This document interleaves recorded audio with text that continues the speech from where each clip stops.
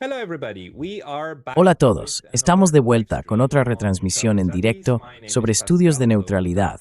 Mi nombre es Pascal Lotaz y hoy me acompaña mi colega Stanislav Krapivnik. Allá vamos. Stas, bienvenido de nuevo al canal. Gracias, gracias. Siempre es un placer. Siempre es un placer tenerte aquí, porque nos traes un par de perspectivas desde el lado ruso. Y quizá la más importante de la que hablar hoy, en este 3 de febrero, es la concentración frente a Irán. Los barcos estadounidenses hicieron una retransmisión en directo sobre ello ayer, donde la gente señaló que solían tener concentraciones mayores en 2012 y antes. Pero ahora, todo parece extremadamente inquietante. ¿Qué opinas de esto? ¿Y cuál crees la posición de Rusia?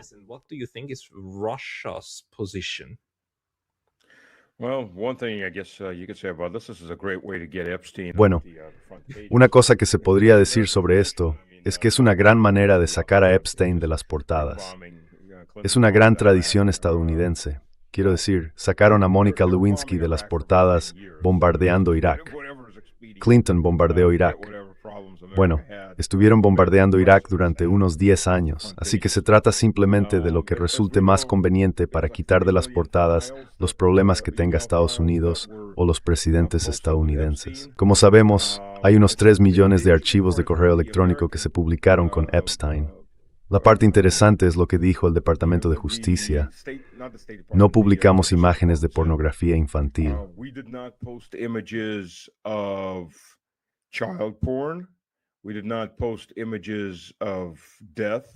Dijeron, no publicamos imágenes de muerte, cadáveres, asesinatos, torturas y cosas por el estilo. No es que esas cosas no existan, simplemente no publicaron esas imágenes. Así que cuando lees entre líneas, piensas, joder. Y el canibalismo, quiero decir, abarca todo el espectro de la depravación. Y aún así no publicaron eso, supuestamente por investigaciones en curso, lo cual no significa nada. Ya sabes, una investigación en curso nunca llegará a ninguna parte, pero es una buena forma de encubrir las cosas. Otra cosa interesante es que en realidad publicaron bastantes detalles sobre las víctimas, pero tacharon los nombres de algunas de las personas implicadas.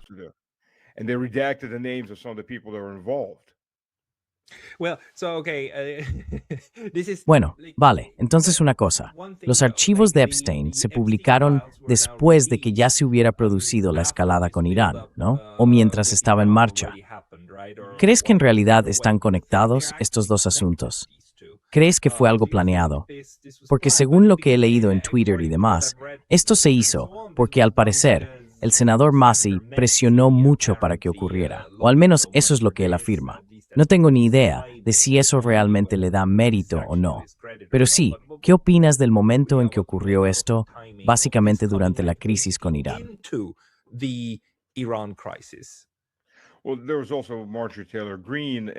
Bueno, también estaban Marjorie Taylor Greene y de hecho varios otros senadores que presionaron mucho en este asunto.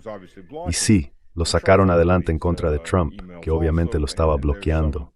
Y Trump también aparece en todos esos correos electrónicos.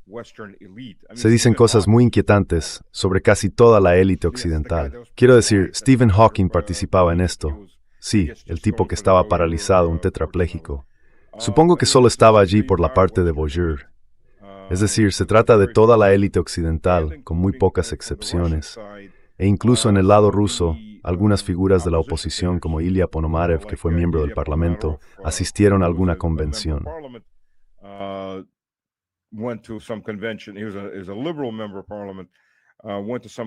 Era un miembro liberal del Parlamento, fue a una convención en Estados Unidos y decidió quedarse allí para participar en todos esos abrazos colectivos sobre cómo derrocar al gobierno ruso. Y ahora es un político ucraniano. Así que Saakashvili, después de que necesitara ayuda en Georgia. Pero el punto aquí también es que creo que el momento puede estar relacionado con esto. Porque si las cosas van lo suficientemente mal, es una gran manera de desviar la atención del frente. Estamos en guerra, o más bien, he resuelto otra guerra bombardeando otro país de nuevo y simplemente declararé la victoria y la paz y tendré 9 guerras hacia mi señor Trump.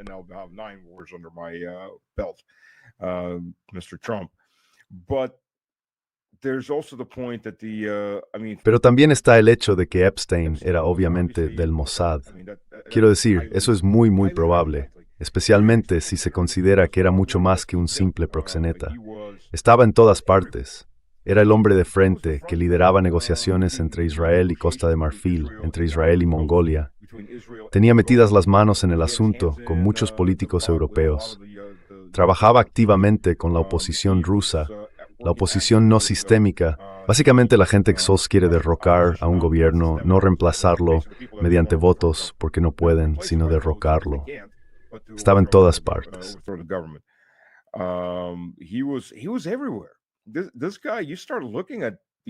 Este tipo, empiezas a mirar esos correos electrónicos y a la gente que tenía a su alrededor. No era solo un proxeneta, era literalmente un diplomático en la sombra, un diplomático en primera línea para Israel. Ahora bien, dicho esto, la prensa británica ayer, y creo que el New York Times ha empezado a hacerse eco, está intentando darle un giro al asunto diciendo que Epstein era un activo soviético o ruso. Todos lo llaman KGB, aunque el KGB no existe desde 1991.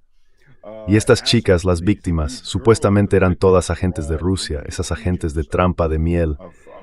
Ya sabes, esas chicas de 12 o 13 años que él traía de todas partes del mundo. Así que espera, ahora están intentando replantearlo todo como, no mires a Israel, no mires a Estados Unidos, es todo culpa de quién más podría ser, de los rusos. Es Moscú. Epstein es básicamente un agente de Moscú. ¿De verdad están intentando hacer eso? Aún no lo he visto.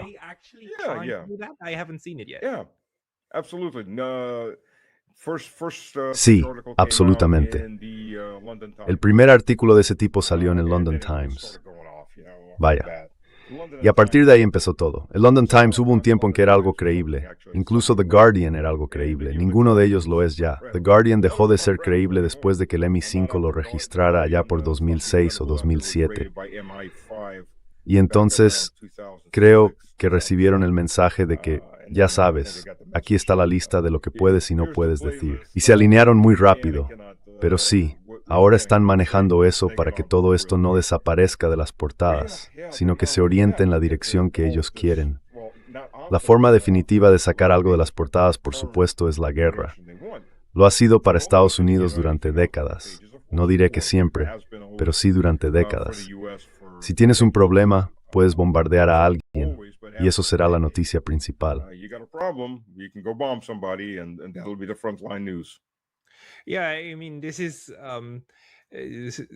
Sí, quiero decir, hemos visto esto varias veces, ¿verdad? Y vemos cómo ciertos relatos tienen que ser gestionados, y cuánto odia Estados Unidos eso. Y de hecho aprendió de la guerra de Vietnam, ¿verdad? Donde las protestas masivas lograron acaparar los titulares, y eso en conjunto básicamente puso fin a la forma en que podían actuar. Pero lo extraño de la coincidencia entre la publicación del expediente Epstein e Irán, para mí, es que Irán ya estaba en camino. Quiero decir, esto se venía gestando. Y hemos visto, por supuesto, hace 2 semanas, 10 días, cómo hubo este primer intento de cambio de régimen con las protestas internas, el fomento de las protestas y los tiroteos de personas en ambos bandos.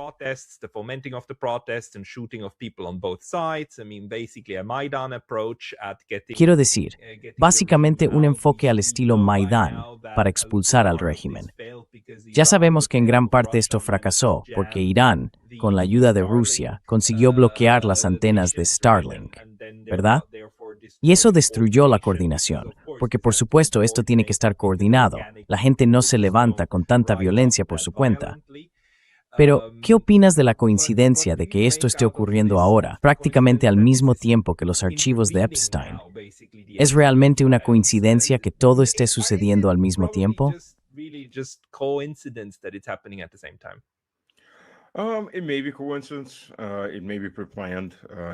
Puede que sea una coincidencia. Puede que estuviera planeado de antemano. En cualquier caso, Irán estaba en el mapa.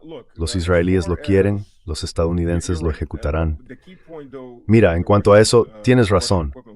Pero el punto clave, sin embargo, con los rusos, es que el equipo ruso no solo bloqueó Starlink, también localizó la señal, el lugar donde se estaba recibiendo. Así que el usuario final, el equipo del usuario final, fue identificado. Pudieron detener a 700 u 800 personas que eran básicamente los organizadores de esas protestas. ¿Cuánto de su red ha quemado Estados Unidos por esto? No lo sé. Estoy seguro de que todavía tienen agentes. Ellos y los israelíes aún tienen agentes trabajando. Estoy bastante preocupado por lo que está ocurriendo ahora en el Cáucaso. Y te diré esto, como parte de todo esto, para empezar, los azerbaiyanos están están en el bolsillo del Mossad. Edwards Brockes con drones en el Caspio. Drone attacks have happened in the Caspian. Obviously, those drones, especially when they're smaller drones. Obviamente esos drones, especialmente los más pequeños, no están volando desde Ucrania. ¿Desde dónde se están lanzando entonces?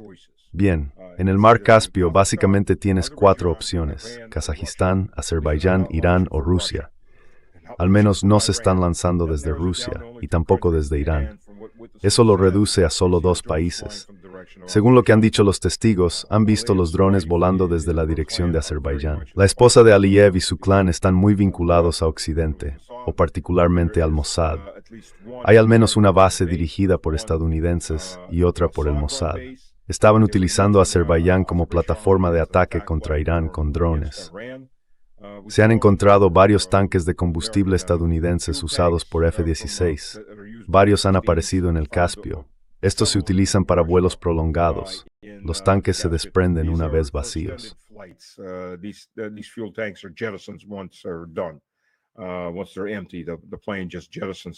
Una vez que están vacíos, el avión simplemente los arroja. Acabaron arrastrados desde el Caspio, en el sur.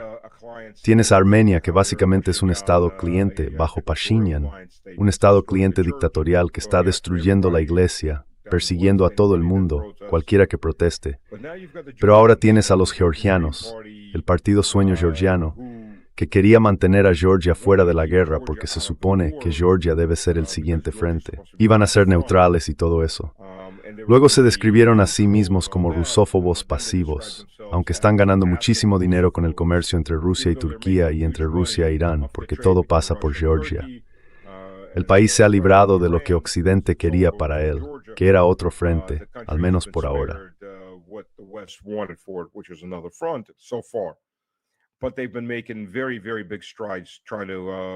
Pero han estado avanzando mucho intentando volver a acercarse a la UE, después de que la UE intentara hacerles un Maidán 3 veces en el último año y medio.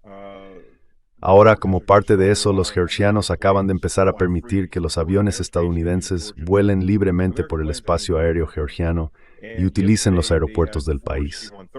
Aviones estadounidenses, me refiero a aviones militares. Y ayer 4 C-130 aterrizaron en Tiflis. Son aviones de transporte con 4 hélices, aterrizaron en Tiflis. Ahora te preguntas, bueno, ¿qué podrían estar transportando? Podrían fácilmente estar llevando drones Reaper, desmontados, o algún otro tipo de equipo de recopilación de información.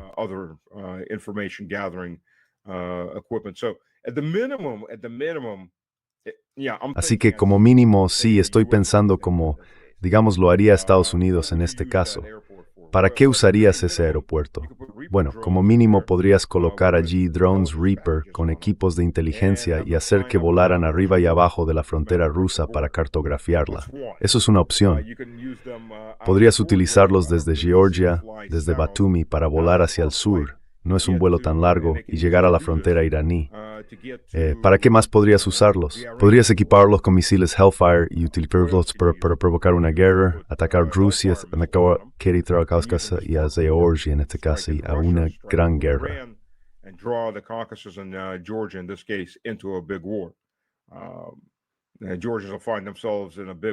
Los georgianos se verán envueltos en una gran guerra antes de que siquiera sepan lo que ha pasado, aunque sean, entre comillas, rusófobos pasivos. En lo que respecta a Washington, no existe lo pasivo, solo lo activo. Así que Georgia y el Cáucaso en general se han convertido en una base de operaciones para ataques tanto contra Irán como contra Rusia. Y Azerbaiyán ha estado aprovechando activamente eso. Hasta ahora se ha ignorado, bueno, no ignorado, pero sí apartado diplomáticamente porque Rusia está ocupada e Irán también. Pero nadie ha olvidado lo que ocurre en esa zona. y Aliyev y el clan de su esposa están fuera de control. Se han apuntado para ser la próxima Ucrania. Así que las piezas están colocadas. Hay otras cuestiones preocupantes que Estados Unidos parece estar ignorando. We know that during the last attack in Sabemos que durante el último ataque en junio del año pasado, Azerbaiyán se utilizó como base de despliegue avanzado para los ataques, especialmente contra el noroeste de Irán, ¿verdad? Así que me sorprende que Georgia esté participando realmente en ese juego. Pero ya sabes, si se ejerce suficiente presión sobre alguien, probablemente acabará cediendo. Permitirán que ocurra algo allí. Pero bien, entonces me dijiste antes que si Irán sufriera realmente un ataque cinético serio por parte de Estados Unidos, esto sería también un escenario de peor caso para Rusia. ¿Podrías explicarlo un poco más?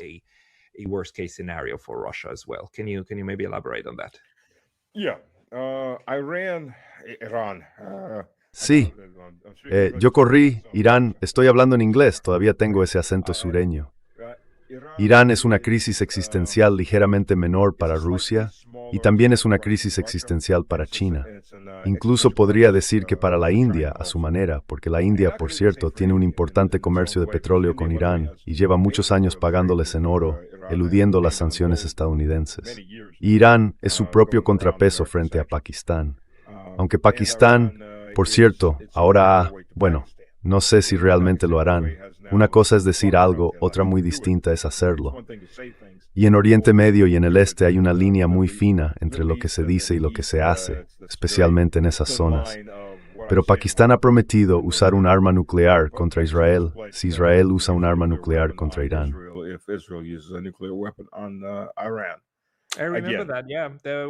Lo recuerdo, sí. Eso fue durante la guerra de 12 días. Este anuncio, en mi opinión, fue olvidado tan rápido como apareció. Al menos, nadie volvió a hablar de ello. No he visto nada al respecto, ni de Irán ni de Pakistán, intentando darle más importancia de ninguna manera.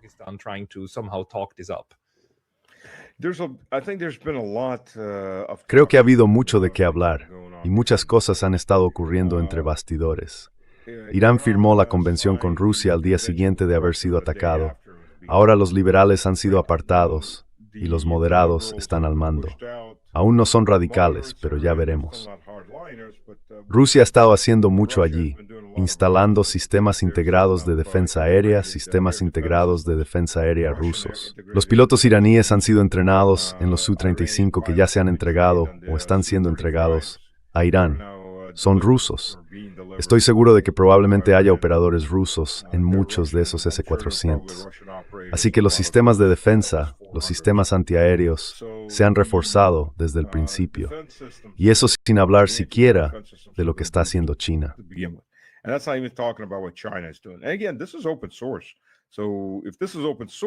Y de nuevo, esto es de código abierto.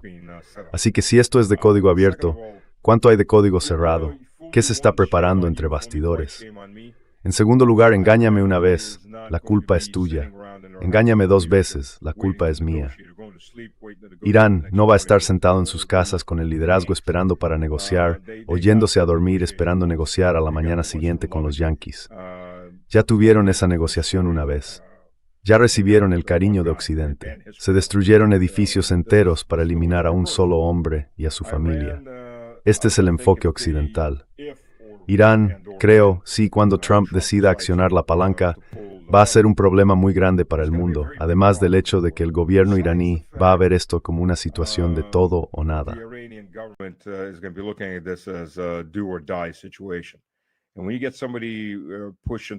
Y cuando acorralas a alguien, reaccionará con mucha más fuerza que si tuviera la oportunidad de apartarse o evitar el conflicto por completo. Ahora bien, ¿qué puede hacer Irán? Irán puede destruir portaaviones estadounidenses. La gente dirá, bueno, no están en el Golfo Pérsico, estarán situados en algún lugar del Mar Rojo. Perdón, no en el Mar Rojo, en el Océano Índico, lo cual es cierto. Pero aquí está la cuestión. Los misiles de medio alcance de Irán aún pueden alcanzarlos, y por una razón muy sencilla. Si los portaaviones se mantienen lo bastante lejos para evitar los misiles de medio alcance, entonces no sirven de nada, porque los aviones se quedarán sin combustible mucho antes de llegar a sus objetivos.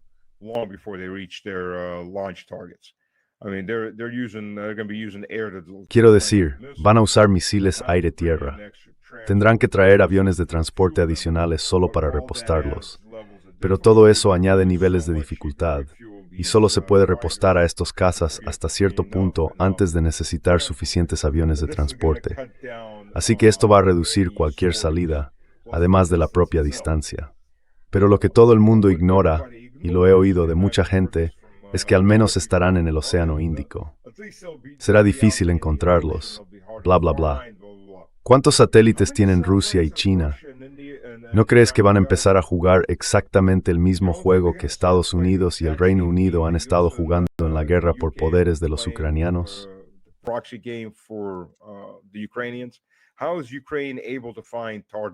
¿Cómo puede Ucrania encontrar objetivos dentro del este del Mar Negro, en pleno territorio ruso? Es gracias a los satélites estadounidenses. Están compartiendo datos de inteligencia en tiempo real que permiten la localización inmediata de estos misiles. Así que el misil no tiene que buscar el objetivo, por así decirlo. Básicamente ya sabe dónde está y luego se dirige hacia él utilizando los datos de localización proporcionados por los estadounidenses. Rusia y China pueden hacer exactamente lo mismo. Además, existe la negación plausible. ¿Cómo sabes de dónde obtuvieron la información? No lo sabes. Simplemente tuvieron suerte. Sus misiles simplemente volaban en la dirección correcta, y los drones también. Ups.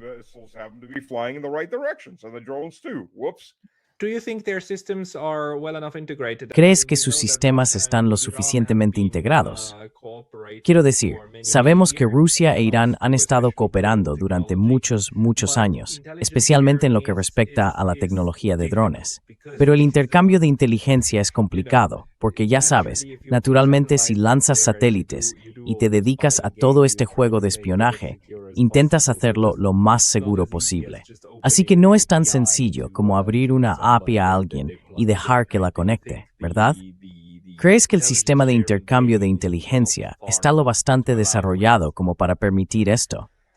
Es casi como abrir una AI con el sistema estadounidense.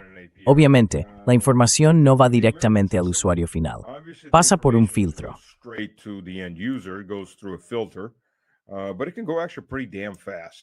Pero en realidad puede ir bastante malditamente rápido. El usuario final se conecta a través de una API al filtro, el filtro humano que está en el Pentágono o en la sede de la CIA, y así sucesivamente, de modo que pueden obtener la información con relativa rapidez. Depende de cuánto tarde el filtro. Estoy seguro de que hay oficiales de inteligencia rusos y chinos sentados en Irán ahora mismo, y pueden transmitir esa información con suficiente rapidez. Si los drones o los misiles de crucero están volando, misiles de crucero de medio alcance que se dirigen en esa dirección general, aún así les llevará un poco de tiempo. No son necesariamente misiles hipersónicos.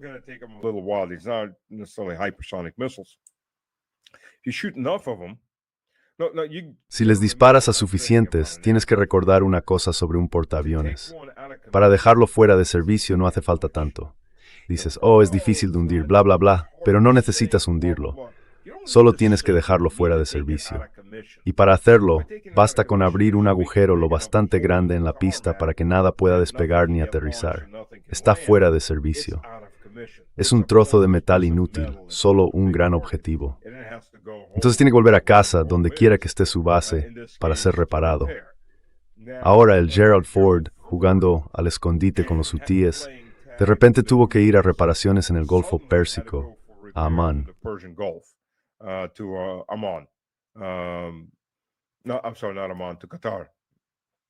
Lo siento, no Amán, sino Qatar. No dijeron por qué, pero de repente tuvo que irse. Bueno, de acuerdo, así que tuvo que irse. Entendemos, al menos por parte de los hutíes, que lo alcanzaron. Lo alcanzaron con un dron. No se hundió, obviamente. No creo que haya matado a nadie, pero dañó la pista y eso es todo. El portaaviones ahora no sirve para nada. En este caso, no pueden ir a Qatar porque Qatar va a ser, la base estadounidense en Qatar va a ser destruida. Estados Unidos tiene ahora, contando estos dos grupos de portaaviones, 56,000 soldados dentro del alcance de los misiles de corto y medio alcance del gobierno iraní. I mean, they made that point the other day. I forgot Quiero who it decir, was, but el otro somebody día alguien announced comentó, how, Iran is now no threatening recuerdo quién fue, our que, troops in the Middle East, which is Irán está in a way, amenazando a a nuestras funny tropas thing en to Oriente say. It's Medio, like, yeah. lo cual es algo curioso de How decir. dare Iran Es como put its si, scout ¿cómo se next to atreve the Irán a first poner su straight país back al lado to de las tropas that. I estadounidenses, mean, verdad? the Pero aparte de eso, vulnerability quiero decir, la of vulnerabilidad del U.S. personal personnel militar is clear. estadounidense es The evidente. vulnerability La vulnerabilidad de of esos these barcos frente a ships Irán from también Iran parece evidente. is also the Lo que fear realmente which plantea la really begs the pregunta, ¿es question, eso lo que is busca that what the Estados United Unidos? States is looking for? Están Are they buscando un looking ataque for an para poder, ya attack sabes, so that provocar they la can, indignación necesaria para vender una guerra de autodefensa al público estadounidense? sell Quiero decir, war of ¿están intentando self-defense provocar a to Irán the US para que public? I mean, dispare are el they primer trying to tiro? provoke Iran into firing the first shot? The Americans are always trying to provoke, and if they can't provoke, they just Los bring it. estadounidenses siempre están intentando provocar, y si no pueden provocar, simplemente se inventan las cosas. Mira la historia de Estados Unidos. Y no estoy hablando de los últimos años. No estoy hablando de cuando los israelíes siquiera existían o cuando ni siquiera había una idea en la cabeza de alguien sobre crear Israel. Volvamos atrás y veamos cómo ha actuado Estados Unidos en cada conflicto en el que ha estado. Siempre ha utilizado un pretexto para iniciar una guerra. La guerra de 1812 sobre la leva forzosa de marineros estadounidenses por parte de los británicos, que realmente ocurrió. Pero los franceses también lo hacían, y aún así los franceses no eran el enemigo en ese momento, porque los estadounidenses querían una excusa para intentar apoderarse de Canadá, lo cual no lograron.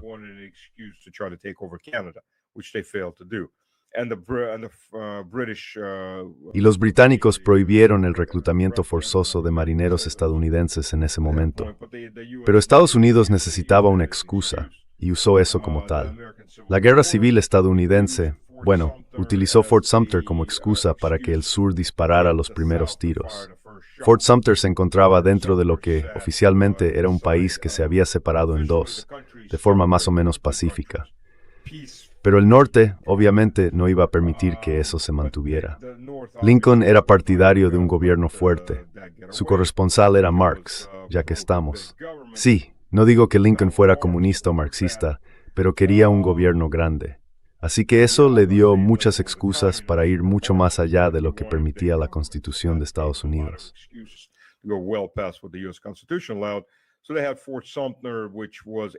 Así que tenían Fort Sumter, que era un puesto federal dentro del puerto de Charleston, que interceptaba los barcos que entraban, y no se marchaban, aunque en principio tenían que hacerlo. Fort Sumter era propiedad del sur, así que consiguieron que el sur disparara los primeros tiros. Hicieron lo mismo en la guerra entre México y Estados Unidos, porque después de que Texas se independizara y luego acabara siendo negociado en secreto para incorporarse a Estados Unidos, la gente de Texas no se enteró realmente hasta el último momento de que, oye, ahora vamos a formar parte de Estados Unidos. No hubo votación ni referéndum con el pueblo. ¿Para qué preguntar a los campesinos, verdad? Las élites decidirán por ti, como suele ocurrir. The way it usually runs. Because there was Debido a que había una frontera en disputa, Estados Unidos colocó tropas en una pequeña isla del Río Grande y estableció un pequeño fuerte, sabiendo que los mexicanos, porque consideraban que esa parte sur de la frontera era su territorio, tendrían que responder militarmente. Esa fue la excusa para iniciar la guerra entre México y Estados Unidos.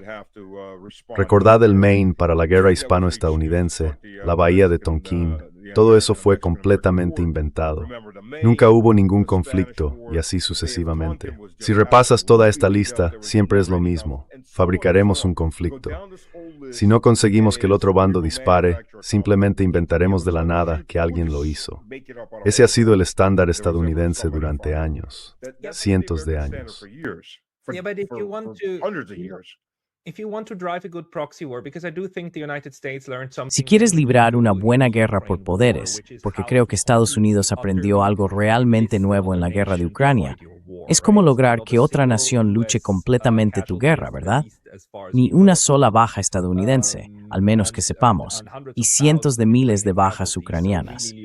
Así que en realidad, ya sabes, el juego político de fingir que el bando malvado atacó bajas sin provocación. No veo muy claro cuál podría ser el juego con Irán, porque la configuración es muy distinta. Pero algo como un ataque a Qatar, y entonces todo el mundo se une en apoyo a Qatar, empujando a los países de Oriente Medio a esto. No lo sé.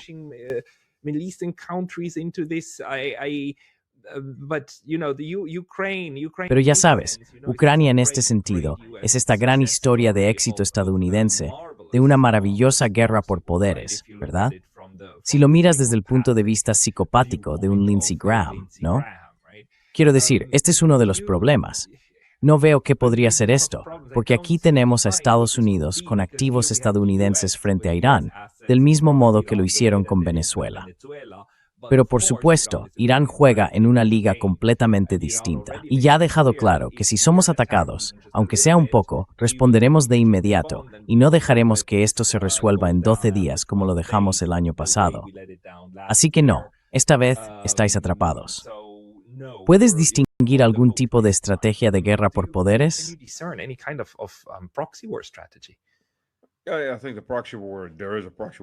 Creo que hay una estrategia de guerra por poderes, solo que no por parte de Estados Unidos. En este caso, Estados Unidos es el intermediario de los israelíes. Mira, para empezar, sí, Lindsey Graham dice muchas tonterías. Estados Unidos ha perdido a cientos de personas, todo de manera no oficial, por supuesto, ya sea como mercenarios o como nunca estuvieron allí. He estado en contacto con gente de Fort Bragg que ha contado que tal persona fue enviada, murió, su familia recibió una compensación y así sucesivamente. Al final, creo que el público estadounidense acabará enterándose de cuántos cientos de estadounidenses están muertos y pudriéndose. Quiero decir, mira, la ONG de la hija de Kellogg gana dinero sacando a los estadounidenses heridos y muertos de Ucrania. Y Ucrania, bueno, ni siquiera hablaré de cientos de miles. Estamos hablando de millones de muertos.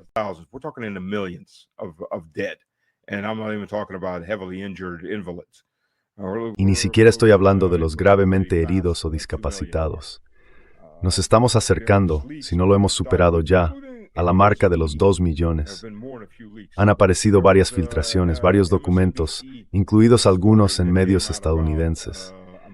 Ha habido más de unas pocas filtraciones. Hubo una noticia en MSNBC sobre amputados ucranianos que recibían nuevas prótesis de empresas estadounidenses y de otros países para reemplazar sus miembros perdidos. Y en ese informe mencionaron de pasada una cifra de 1,5 millones de muertos. Ups, eso fue alrededor de agosto o septiembre, si no antes. Así que ya sabes, las filtraciones aquí y allá siguen saliendo. Hay millones de muertos y después de eso, al menos tantos discapacitados. Así que sí, es una gran guerra por delegación si eres un auténtico vampiro al que no le importa nada, lo que francamente describe a la gran mayoría de Occidente, especialmente a las potencias europeas.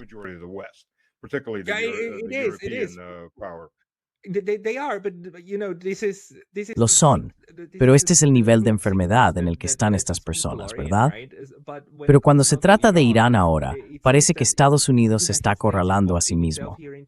Ayer hablé con Rainer Rupp, ya sabes, el antiguo espía de Alemania del Este en Alemania Occidental, un tipo de inteligencia, y él señaló lo siguiente.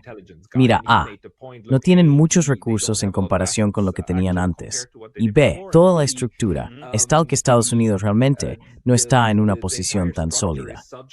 Sí, pueden matar a mucha gente, desde luego.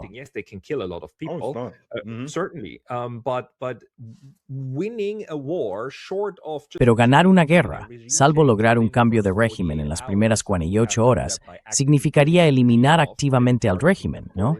Atacarlos a todos y confiar en que eso funcione. Y luego sigue existiendo el malentendido de que, por supuesto, la siguiente generación volverá a surgir, porque se trata de una estructura de gobierno madura, no de un espectáculo unipersonal al estilo de Al-Qaeda o algo así. ¿Cuál crees que podría ser el enfoque estadounidense? Porque en algún momento tendrán que atacar o desescalar y marcharse otra vez, porque es tremendamente costoso. ¿Crees que podrían marcharse a estas alturas después de haber armado tanto revuelo?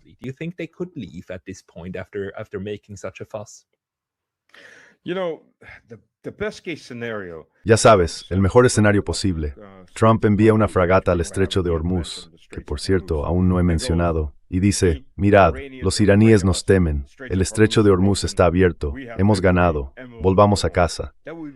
Ese sería el mejor escenario posible, pero no ocurrirá, por desgracia. Ya sabes, es Trump fanfarroneando. El problema de fanfarronear es que cuando la gente empieza a descubrir tu farol, tarde o temprano o actúas, porque nadie te cree, o te echas atrás, y tus faroles dejan de valer nada. Lo hicieron en Venezuela. Bueno, de acuerdo. Lo que vimos en Venezuela fue el primer paso. Robamos todos los calzoncillos. Paso 2, paso 3, obtenemos beneficios.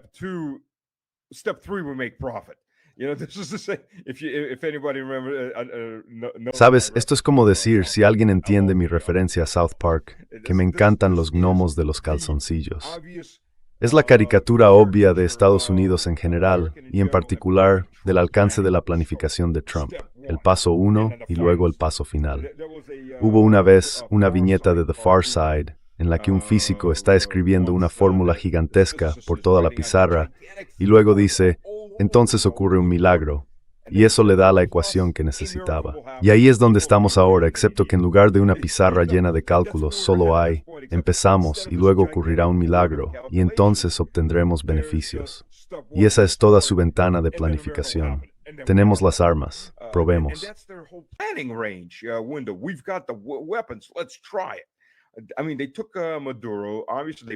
Quiero decir, se llevaron a Maduro. Obviamente sobornaron al general, como Larry ha mencionado en varios programas y también me contó cuando hablé con Larry Johnson. Él conocía a la persona de la CIA que compró al general, el que desactivó los sistemas antiaéreos o los dejó fuera de servicio. Y luego, el paso 2, ahora gobernamos Venezuela. Bueno, en realidad, no lo hacéis, porque el vicepresidente de Venezuela es ahora el presidente interino. ¿Y ahora qué hacéis? Bueno, somos dueños de su petróleo, tienen que darnos petróleo. Pues no, en realidad no. No tenéis tropas sobre el terreno, ninguna bota sobre el terreno, ningún control real, y es dudoso cuánto control tendríais incluso con botas sobre el terreno.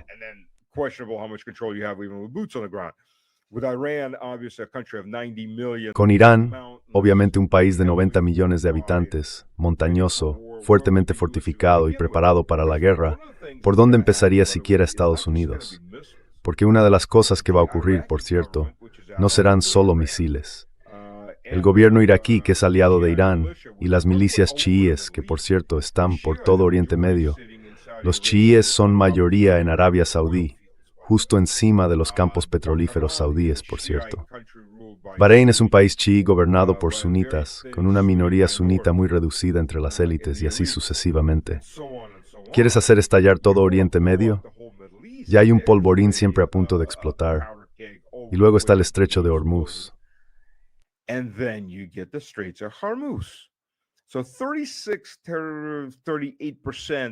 Así que entre el 36 y el 38% del petróleo mundial que llega al mercado pasa por el estrecho de Hormuz. Ahora bien, veamos qué ocurre cuando el estrecho de Hormuz se cierra. El estrecho es relativamente fácil de cerrar. Es estrecho no muy profundo y se pueden hundir muchos barcos en esa zona. No es necesario hundir petroleros, aunque también se podría hacer, porque Irán tiene muchos misiles tierra-mar en esas montañas, en esos reductos que se han construido allí. Hay muchas cuevas naturales y muchas cuevas artificiales. Es una zona montañosa que da al estrecho. No es tan difícil de cerrar. Además, si se colocan algunos cortadores allí y se hunden, se cierra el estrecho de forma efectiva. Uno de los problemas que siempre tengo con el cierre del estrecho es que hacerlo perjudicaría más a Rusia y a China que a Estados Unidos.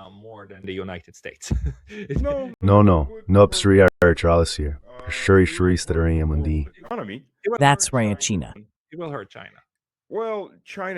Dañará a China.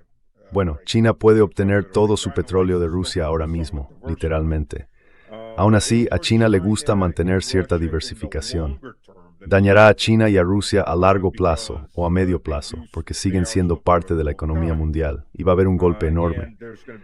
Ahora, los precios del petróleo se dispararán. Rusia podría mantener el petróleo relativamente barato para los chinos si quisiera. Pero ¿qué va a pasar? Estados Unidos es el mayor productor de petróleo del mundo y está en declive. Lleva 3 años disminuyendo. pero Estados Unidos sigue importando mucho petróleo. US still imports No lo olvidemos. Let's not forget that. Now, oil prices will skyrocket.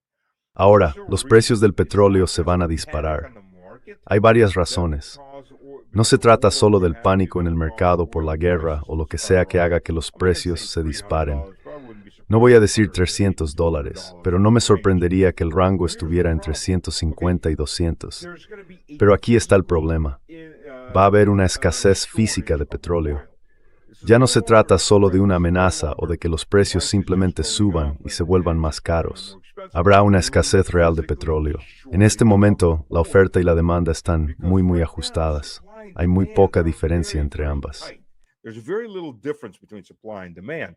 You take 34 to 38%. Se retira instantáneamente entre el 34 y el 38% del petróleo del mercado. Desaparece. Eso es todo. No volverá a circular hasta que al menos termine el conflicto, más el tiempo que se necesite para despejar los estrechos. Podrían estar minados o tener barcos hundidos en ellos, obviamente bajo vigilancia de misiles.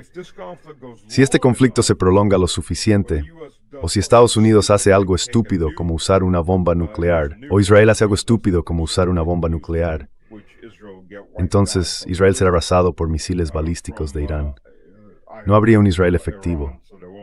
Quedaría más allá de, bueno, no diré más allá de la capacidad humana de reconstrucción.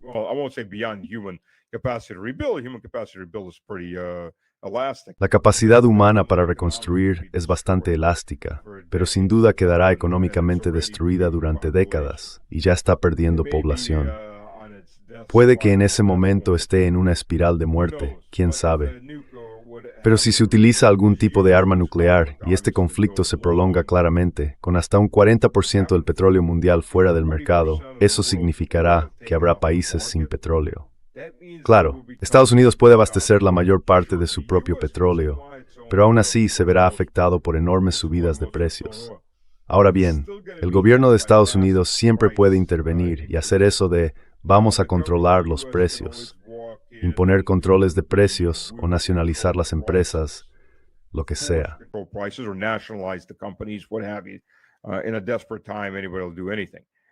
En tiempos desesperados, cualquiera hará cualquier cosa. Los aliados de Estados Unidos, por otro lado, Europa, como yo la llamo, están fastidiados. Rusia está fuera, y aunque Rusia viniera suplicando, ya sabes, golpeando la frente contra el suelo ante el zar, danos petróleo, haremos lo que sea, probablemente aún así no conseguirían nada. De quien quiera que compraran, el precio del petróleo se habría triplicado y habría una falta física de combustible dentro de la Unión Europea. Entonces, ¿qué haces? ¿Estrellar tu economía? Ahora bien, ¿le interesa a Rusia que esas economías se hundan? Por supuesto que no. Los precios altos están bien, pero si suben demasiado, la economía mundial entra en recesión y la demanda cae.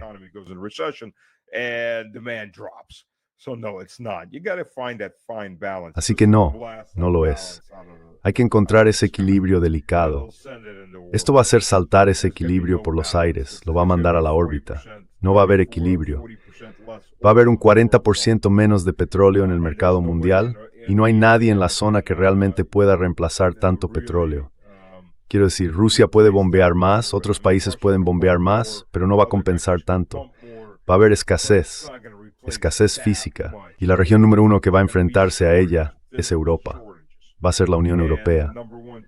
Esto puede ser el golpe de muerte para la Unión Europea porque va a hacer colapsar muchas economías.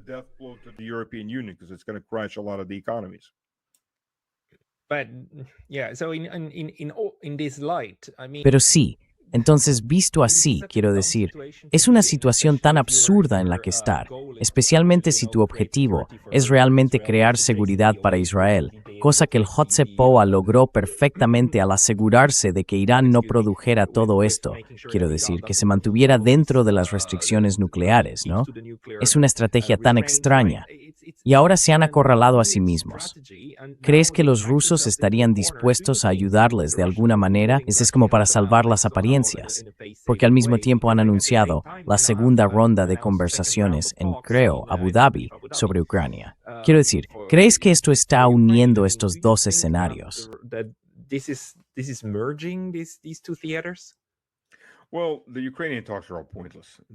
Bueno, las conversaciones sobre Ucrania no tienen ningún sentido. Como he dicho antes, esto es la versión diplomática de la masturbación. No es sexo. Es algo que imita al sexo, pero no es sexo. Esto no es una negociación. Es algo que imita una negociación, pero no es una negociación. De ninguna manera esto es una negociación, y de ninguna manera va a poner fin al conflicto. Las dos partes están tan alejadas como es posible.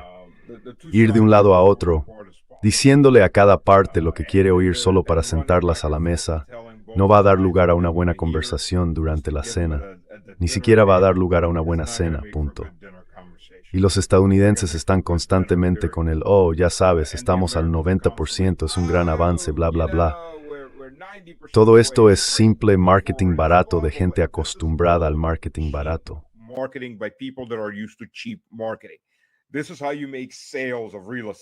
Así es como se hacen las ventas en el sector inmobiliario, y ellos lo están viendo como un negocio inmobiliario. Oh, es solo un asunto inmobiliario. Tú ganas un poco aquí, él gana un poco allá, y todo está bien. Pero esto viene de personas que no entienden la profundidad del problema. No se han adentrado realmente en él. No es que estén siendo simplemente inmaduros al respecto. Lo están abordando a un nivel de completa ignorancia. Se niegan a aprender. Si hubieran tenido un año, podrían haberse implicado y familiarizado mucho más con lo que está ocurriendo y por qué está sucediendo esta guerra. Quiero decir, Marco Rubio ha declarado abiertamente que se trata de una guerra por delegación de Estados Unidos, y luego intenta actuar como si no lo fuera. Pero a estas alturas, esas negociaciones no van absolutamente a ninguna parte.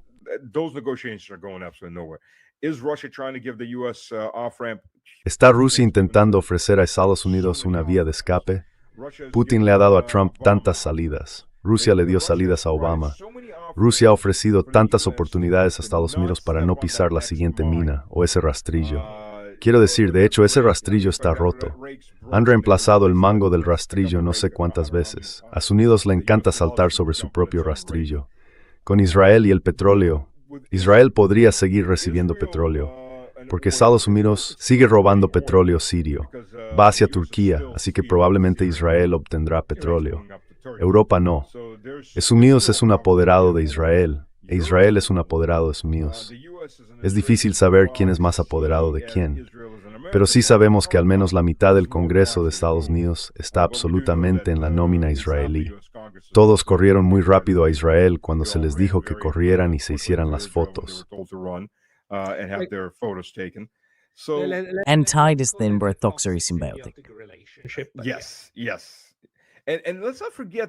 Sí. Y no olvidemos que el testigo estrella número 1 para poner en marcha la invasión de Irak fue Netanyahu en el Congreso de los Estados Unidos. Así que no es la primera vez que Estados Unidos invade algo en nombre de Israel. ¿Está Estados Unidos impulsando sus propias políticas? Por supuesto que sí. Es una relación simbiótica y muy tóxica. Tóxica en primer lugar para el pueblo estadounidense y tóxica en segundo lugar para los europeos. ¿Está Israel implicado en Ucrania? Absolutamente, hasta el cuello en Ucrania. El Mossad está por todas partes. En el Cáucaso, el Mossad está por todas partes. Básicamente están funcionando como una organización fusionada en este momento, diría yo, los Five Eyes y el Mossad. Y, como muchos han dicho, el Mossad tiene libre acceso al Pentágono en cualquier momento. No piden cita, simplemente entran. Así que esto es, históricamente hablando, una anomalía extremadamente extraña en términos diplomáticos, una forma en que se gestiona la teoría oeste. Y no ocurre un solo caso en la historia mundial en que dar es así.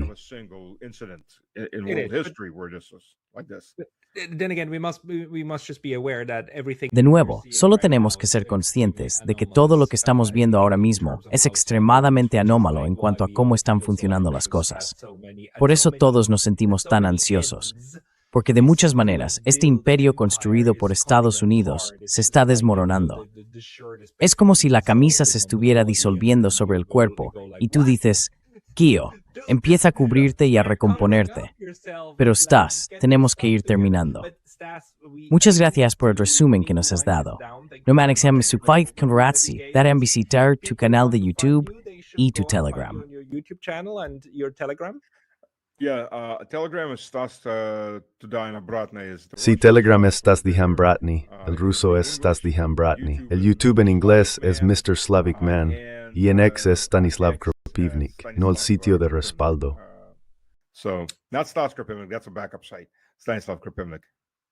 Everybody, Todos, buscad a Stanislav Kropivnik en todos sus canales. Y Stas, muchas gracias por tu tiempo hoy. much for your time today. Gracias. Oh, and I got a Substack too. Ah, y tengo un Substack. Encuéntralo también en Substack y encuéntranos a nosotros en Substack. Neutrality Studies, Pascallorath, Substack.com. Gracias a todos por suscribiros. Adiós. For subscribing. Bye. Bye. Adiós.